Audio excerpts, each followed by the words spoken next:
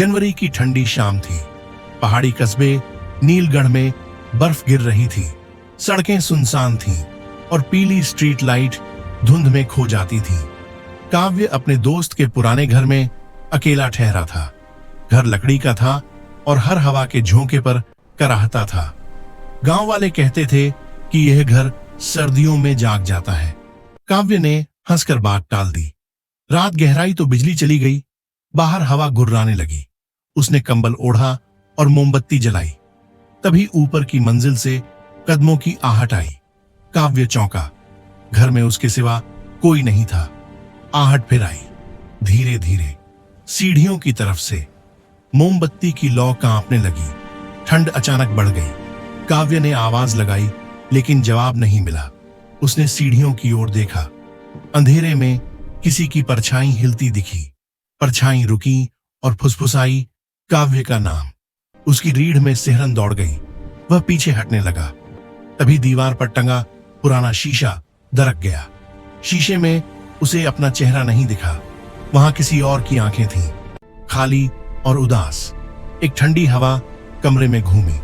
फुसफुसाहट बोली, हम यहां अकेले नहीं रहते। काव्य का दम घुटने लगा।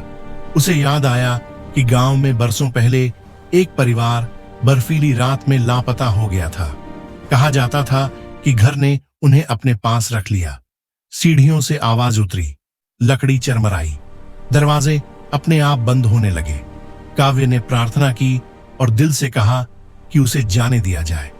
मोमबत्ती बुझ गई। घोर अंधेरा छा गया। कुछ पल बाद सुबह की हल्की रोशनी खिड़की से आई। हवा शांत थी। दरवाजे खुले थे। काव्य जमीन पर बैठा कांप रहा था। सब सामान्य लग रहा था। वह जल्दी से बाहर निकला। गांव वाले उसे देखकर चुप हो गए। एक बूढ़ी औरत ने कहा, घर ने तुम्हें छोड़ दिया, यह बहुत कम होता है। काव्य बिना रुके कस्बा छोड़ गया। सर्दियों में आज भी नीलगढ़ में बर्फ गिरती है। रात को वह घर कराहता है।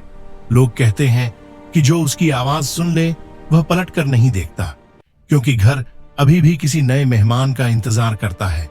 कभी कभी आधी रात को खिड़कियां खुद खुलती हैं। बर्फ भीतर आती है। फर्श पर पुराने पैरों के निशान बनते हैं। दीवारों पर बच्चों की हंसी गूंजती है। फिर सब शांत हो जाता है।